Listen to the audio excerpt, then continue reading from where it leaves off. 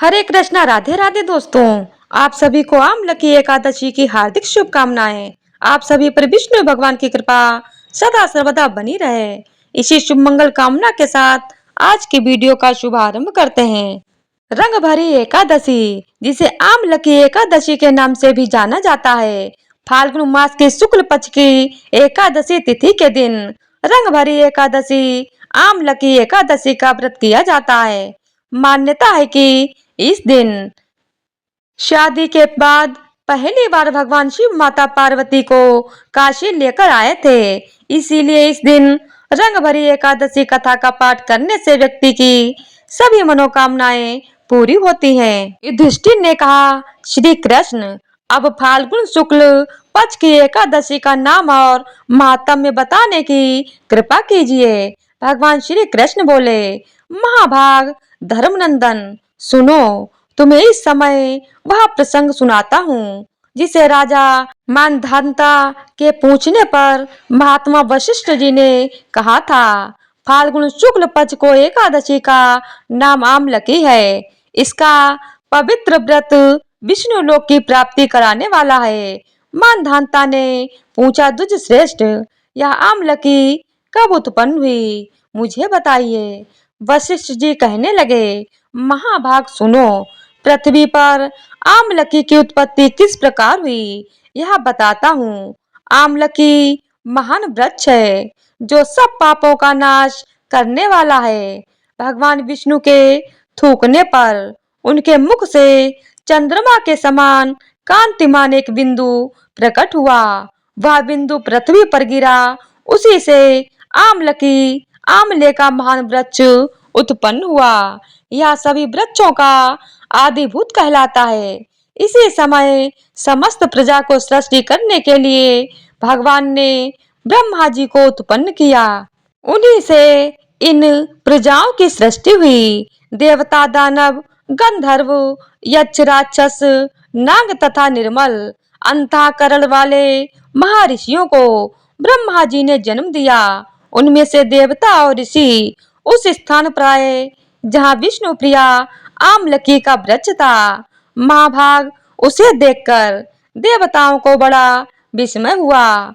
वे एक दूसरे पर दृष्टिपात करते हुए उत्कंठा पूर्वक उस वृक्ष की ओर देखने लगे और खड़े खड़े सोचने लगे कि वृक्ष पाकर आदि वृक्ष तो पूर्व कल्प की ही भांति है, जो सब के सब हमारे परिचित हैं, किंतु इस वृक्ष को हम नहीं जानते। उन्हें इस प्रकार चिंता करते हुए देख आकाशवाणी हुई, महर्षियों, यह सर्वश्रेष्ठ आमलकी का वृक्ष है जो विष्णु को प्रिय है।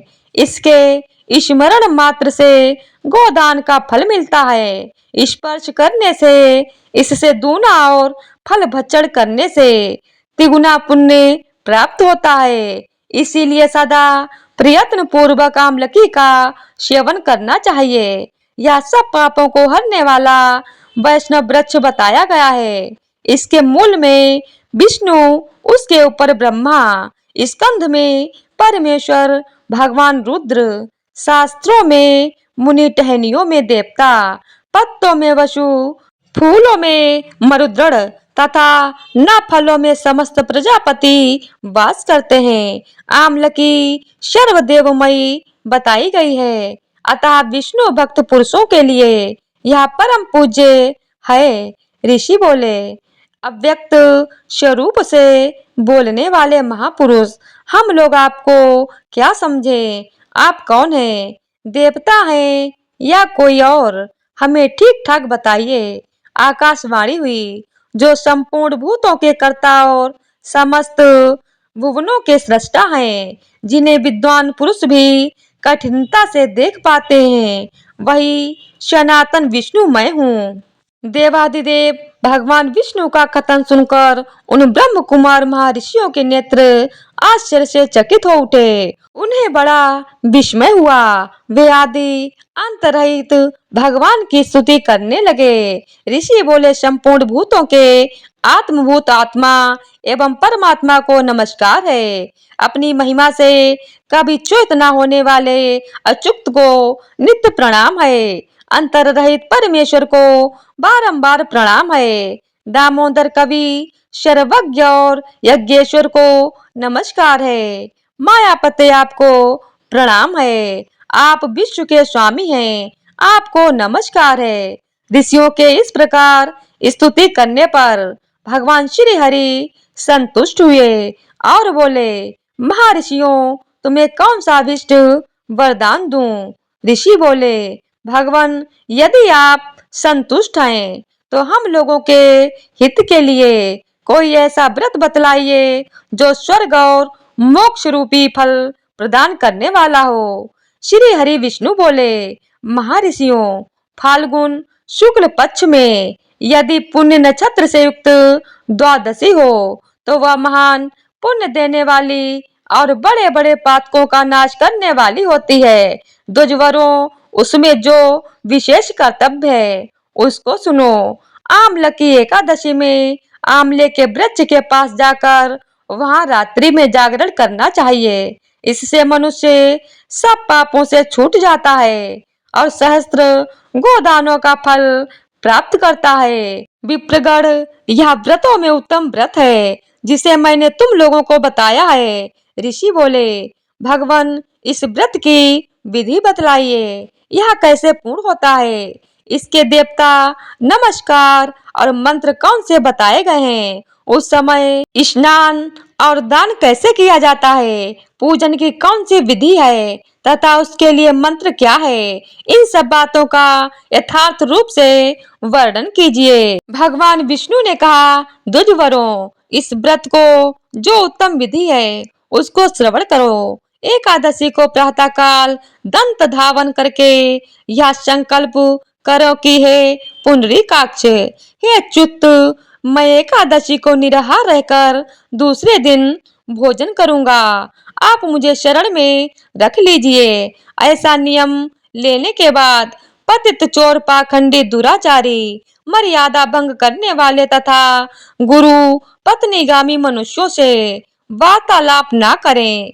अपने मन को वश में रखते हुए नदी में, पोखर में, कुएं पर अथवा घर में ही स्नान करें। स्नान के पहले शरीर में मिट्टी लगाएं। व्रतिका लगाने का मंत्र अश्वक्रांते, रथक्रांते, विष्णुक्रांते, वसुंधरे, मृत्तिके हर में पापम, जन्म कोटायम समर्जितम, वसुंधरे, तुम्हारे ऊपर अश्व और रथ चला करते हैं तथा वामन अवतार के समय भगवान विष्णु ने भूत में अपने पैरों से नापा था। व्रतिके, मैंने करोड़ों जन्मों में जो पाप किए हैं, मेरे उन सब पापों को हर लो। जल की अधिष्ठात्री देवी मात, तुम संपूर्ण भूतों के लिए जीवन हो। वही जीवन जो स्वदेजज और उद्भिज जाति के जीवों का भी रक्षक हैं। तुम रसों की स्वामिनी हो। तुम्हें नमस्कार है। आज मैं संपूर्ण तीर्थों, कुंडों, झरनों, नदियों और वेद संबंधी सरोवरों में स्नान कर चुका। मेरा यह स्नान उक्त सभी स्नानों का फल देने वाला हो। विद्वान पुरुष को चाहिए कि वह परशुराम जी को सोने की प्रतिमा बनवाए। प्रतिमा अपनी शक्ति और धन के अनुसार एक या आधे माँ से सुवर्ण की होनी चाहिए। खान के पश्चात घर आकर पूजा और हवन करें। इसके बाद सब प्रकार की सामग्री लेकर आमले के वृक्ष के पास जाएं। वहां वृक्ष के चारों ओर की जमीन झाड़ बुहार लीप पोत कर शुद्ध करें।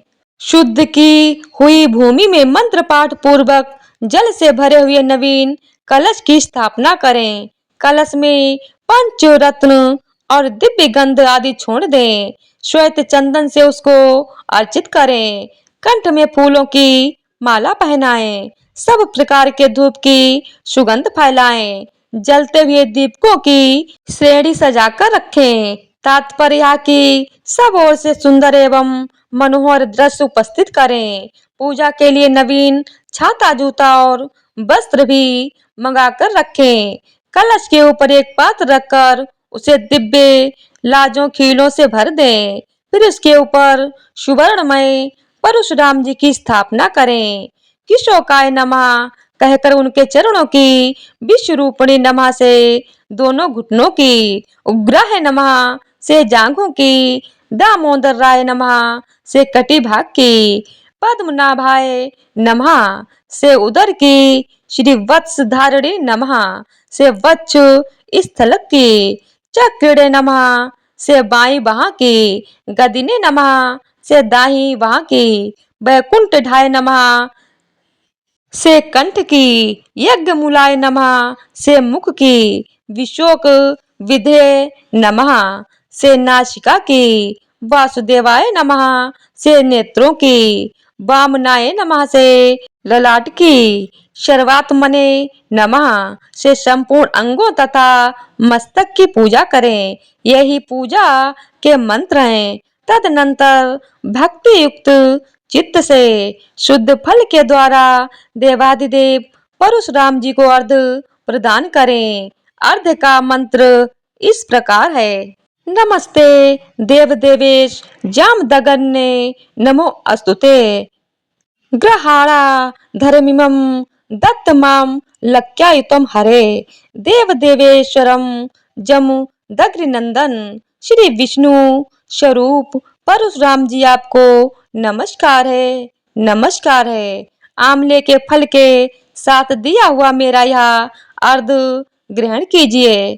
तदनंतर भक्ति युक्त चित्त से जागरण करें। नृत्य संगीत वाद्य धार्मिक उपाख्यान तथा श्री विष्णु संबंधी कथा वार्ता आदि के द्वारा वह रात्रि व्यतीत करें। उसके बाद भगवान विष्णु के नाम ले लेकर आमलकी वृक्ष की परिक्रमा 108 या 28 बार करें। फिर सवेरा होने पर श्री हरि की आरती करें। ब्राह्मण की पूजा करके वहाँ की सब सामग्री उसे निवेदन कर दें। परशुराम जी का कलश, 2 वस्त्र, जूता आदि सभी वस्तुएं दान कर दें और यह भावना करें कि परशुराम जी के स्वरूप में भगवान विष्णु मुझ पर प्रसन्न हो। तत्पश्चात आमलकी का स्पर्श करके उसकी प्रदक्षिणा करें और स्नान करने के बाद विधि पूर्वक ब्राह्मणों को भोजन कराएं। तदनंतर कुटुंबियों के साथ बैठकर स्वयं भी भोजन करें। ऐसा करने से जो पुण्य होता है वह सब बतलाता हूँ, सुनो। संपूर्ण तीर्थों के सेवन से जो पुण्य प्राप्त होता है तथा सब प्रकार के दान देने से जो फल मिलता है वह सब उपयुक्त विधि के पालन से सुलभ होता है। समस्त यज्ञों की अपेक्षा भी अधिक फल मिलता है, इसमें तनिक भी संदेह नहीं है। यह व्रत सब व्रतों में उत्तम है जिसका मैंने तुमसे पूरा पूरा वर्णन किया है। वशिष्ठ जी कहते हैं, महाराज, इतना कहकर देवेश्वर भगवान विष्णु वहीं अंतर ध्यान हो गए। तत्पश्चात उन समस्त महर्षियों ने उस व्रत का पूर्ण रूप से पालन किया। नृपश्रेष्ठ, इसी प्रकार तुम्हें भी इस व्रत का अनुष्ठान करना चाहिए। भगवान श्री कृष्ण कहते हैं, युधिष्ठिर, या दुर्धुष व्रत मनुष्यों को सब पापों से मुक्त करने वाला है। तो प्रेम से बोलिए ओम नमो भगवते वासुदेवाय नमः। तो आज की वीडियो अगर आप लोगों को पसंद आई हो तो वीडियो को लाइक, शेयर और चैनल को सब्सक्राइब कर दीजिएगा। धन्यवाद।